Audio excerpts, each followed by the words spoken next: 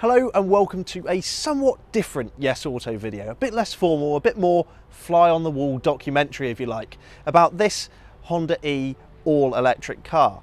Now if you want to find out more about this car and in real in-depth detail, check out Cam's full review. He was one of the first to drive this in the UK. I'll put the link up there somewhere, and make sure if you want to know about boot space, real world electric range, etc, etc, etc, Cam has got it covered. But this is a bit more of an exploration for me because like about 40% of people in the UK, I don't actually have off-street parking to charge an electric car. And 2030 is coming up pretty quick, and Mr. Prime Minister says that I can't buy a combustion engine car after that. So electric will be my only option.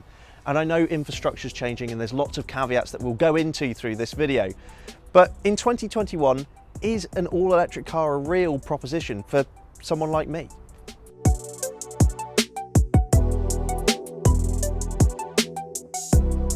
And so our electric journey begins. I've literally just this second picked up the Honda E, and this is the advanced model, so it's 152 brake horsepower over its lesser sibling, 35 kilowatt hour battery, and it says it's good for about 125 miles of range.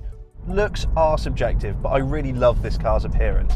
It's got real character. It's sort of like, I don't want to say retro, maybe it's future retro. It's got these little notions that hark back to characterful cars from Honda's past, like the original Honda Civic. There's definitely a lineage there, but it's sort of reinvented, reinterpreted. It doesn't feel recycled in any way. Now, something I want to make clear right at the top of this is that I really love electric cars. I think they've come on leaps and bounds over the years. Electric motoring is actually quite joyous and relaxing and clean and all of those things, and I don't buck against the sort of electric trend that is going on into the future. But there is always going to be people like me who don't have somewhere to charge an electric car at home. And I know the government's planning to roll out more public chargers and like lamppost chargers and more dedicated rapid chargers along major routes on motorways, but that means my life will always be opportunistically charging. Now, things will improve over the next few years, as they have to if the 2030 goal is ever going to work in the UK. Now, by that I mean the total ban of sale of new combustion engines. But what I want to know is that today, in 2021, can I go out and buy one of these cars and make it work with my lifestyle? Now, the first task for this Honda E is to get it home. I'm in Bracknell currently, and I've got to head on down to the south coast, a journey of about 86 miles. Now, at the moment, the car reckons it's got a range of 122 miles with 97% battery. We all know things like temperature can vary the battery's range, but today is reasonably mild. It's not a warm day, but I'd say it's about optimal, I suppose, for this battery. It seems to be getting about what it claims to, 125 miles of range, something like that, on a full charge. The bigger question will be, how much does that go down by the time I get to my destination? Now, I'm going to plan a sporadic charge partway along my journey, totally randomly stop at a charger, and this will test another theory of how good the public infrastructure actually is. Keep in mind, Honda E is more of an urban EV. It's not designed to do those lengthy journeys. Its range explains that perfectly. And to be honest, if you're commuting more than 50, 60, 70 miles in a day, then the little Honda E is not your electric car. There are other electric cars for that, but this is sort of more designed for your urban environment, which is fine. But every now and then you will have to make a longer journey, like I have to do today, which means you will have to rely on what motorway services have to offer or local supermarkets. So we're going to go hit the motorway, see what we get economy-wise, and then see what the chargers have in store. Okay, so the motorway journey started off really well until it started raining. I wanted to do 70 miles an hour and I wanted the heater on, at which point the range shrunk faster than we were covering ground. So my sort of like optional stop became a bit of an anxiety stop. So I'm now parked up at a Lidl partway along my journey, where actually the pod point chargers worked really well. I've plugged straight in with CCS and yeah, sort of rapid charge, 0 to 80% in about 30 minutes or so. And yeah, that'll give me the charge I need to get home. But it was quite scary how the car didn't feel out of its depth on the motorway at all. It kept pace with traffic, etc, etc. But yeah, it would give me, though motorway journeys in this would be few and far between in reality, It would make me a little anxious if I had to say make that trip to London for a meeting or to see a relative or something like that. So food for thought when it comes to the E. Hello and welcome to a beautiful sunny Saturday down here on the south coast. The blue sky is starting to appear above me. The sun's piercing through the clouds and temperatures are rising, which of course is good news for electric motoring because we'll get more range out of the battery. But morning also reveals the biggest problem I have with running an electric car at the moment, in that with no off-street parking, I have to park on the road, and that's okay, that's fine. The government are planning on rolling out more on-street parking through lamppost chargers and just standalone little modules and things like that, and that all sounds great, but down my road it's predominantly flat, which means hundreds of people live down here, which makes that car park space there a very rarefied thing. And unless you're going to have a charger out here for every car over the next 10-20 years, I guess the rollout would have to be, yeah, I don't fancy my chances fighting my neighbours for a charger when I absolutely need one. So that's a bit of an issue. So my solution anyway for this week, considering that the Honda E is going to be used as intended, which is around town predominantly, its complete range is 125 miles. If I go and give it a full charge right now from a CCS rapid charger that's about 2 miles away, if I sacrifice half an hour now, it should mean in theory I shouldn't need to charge it for the rest of the week, and maybe that is the way that people without driveways will run their electric cars. Now, I've actually got a few little errands to run this morning, so what I'm going to do is I'm going to go and plug the car in at the nearest CCS charger to where I need to do stuff. It sort of adds sort of a 10-15 minute walk out of my way, but it's not too bad really, the sun is out after all. But yeah, I have done a few bits of running around yesterday evening in the car, and the urban credentials of the Honda E are really clear to see. Its compact size makes it super easy to park. But I have to say, this advanced model's got plenty of get up and go thanks to that instantaneous torque, and because of its compact nature and wheels pushed right to the very edge of the chassis, it feels really agile. There's been a few times where I've managed to squeeze between buses and things that have been overlapping lanes and junctions, and yeah, it's a really plucky little thing, and in some ways actually reminds me a little bit of the original Mini, just how compact and relatively sprightly it is for its size. So yesterday when I charged up on my way home, I used a pod point charger, and that worked really well. They've got a really slick app. The whole process was nice and easy. And even if you don't have an account, the setup process is pretty quick. A point I definitely want to make is, at the moment, I'm hopping around using chargers that I would never usually use because I don't own an electric car currently. And I suppose if you do own an electric car, you'll become very familiar with the chargers along your route and the ones closest to you.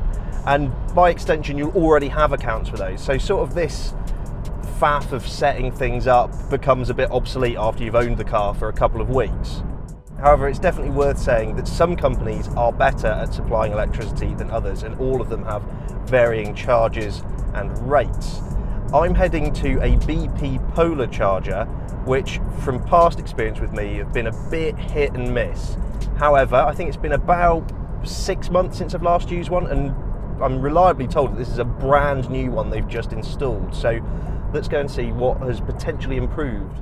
So the good news is this is one of BP ChargeMaster's newest units, and that means it takes contactless payment. Yes, and it means you can use it as a guest. You don't have to set up an account. You just tap your card and go, and it'll bill you, and that suits me just fine. Now, if you are a member, you do get the electricity at a cheaper rate.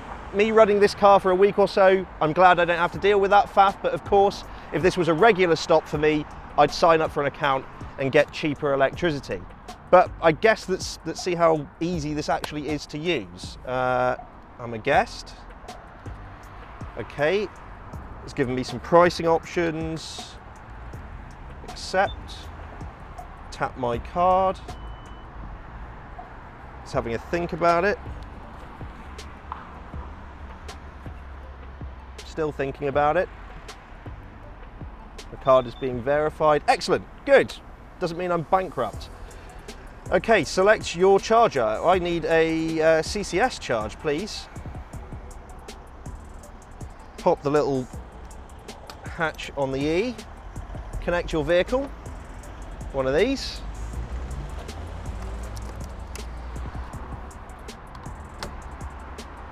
That's now plugged in. It's having a think, it's doing safety checks. Need some lift music or something for this bit.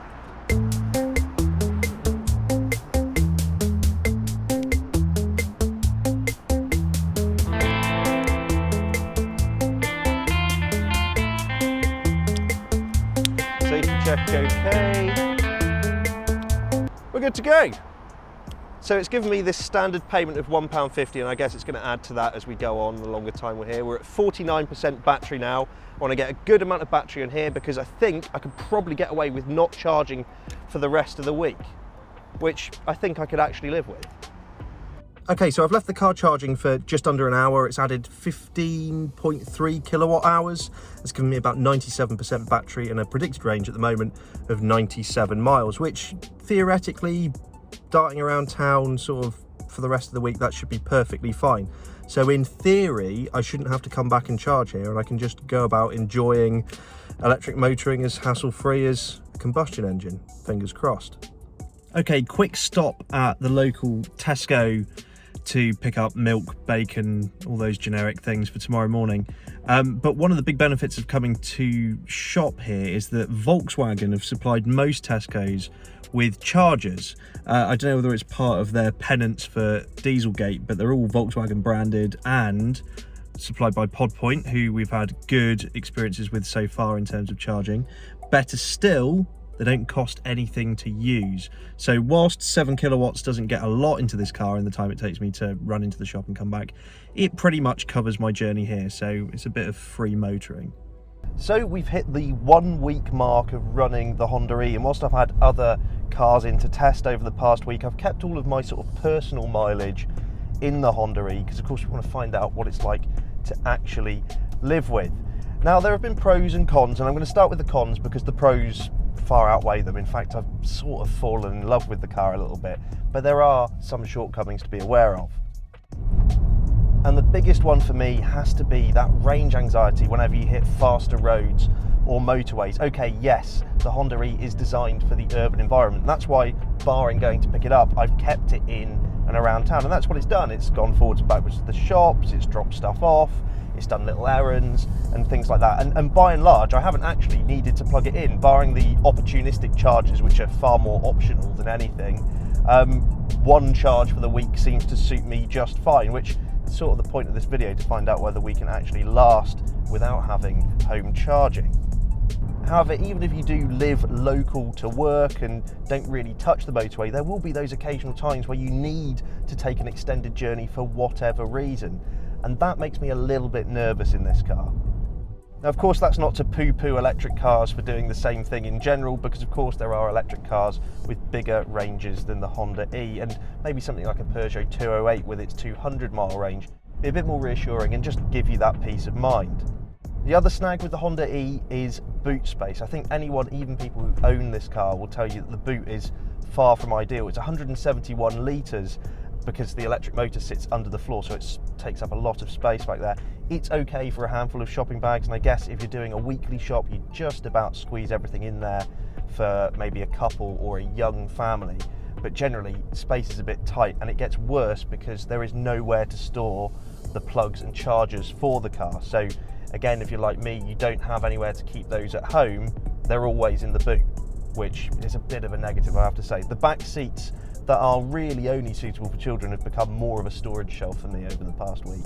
And I think my last little gripe has to do with the big dual screen infotainment system, because it's a real showstopper in the cabin. It really dominates how the interior looks and feels. It's very techy, it feels very futuristic, but it was always either going to be a game changer or a gimmick, and I think sadly it falls into the latter category. I love that I can throw a screen over to the passenger and say, oh, I need to navigate to, can you find that? Can you change the radio station? Whatever. Or they have access to, playing their own podcasts, playlists, whatever they want. I love that sort of interaction between the two screens. That's really clever. What is less clever is the actual user interface. It's still a bit clunky. And yes, the amount of screen space means you've got nice big buttons to stab at, and it's easy enough to use on the move. But I do find there are some really illogical parts of it, like, why is FM and DAB radio two separate applications? Why is it not just called radio and you skip between the two sources? And as a result, they're sort of pinned all over the place. And I know you can customize this, but I do find myself having to reach across sometimes for something to switch between them, and it's a little bit aggravating, I have to say.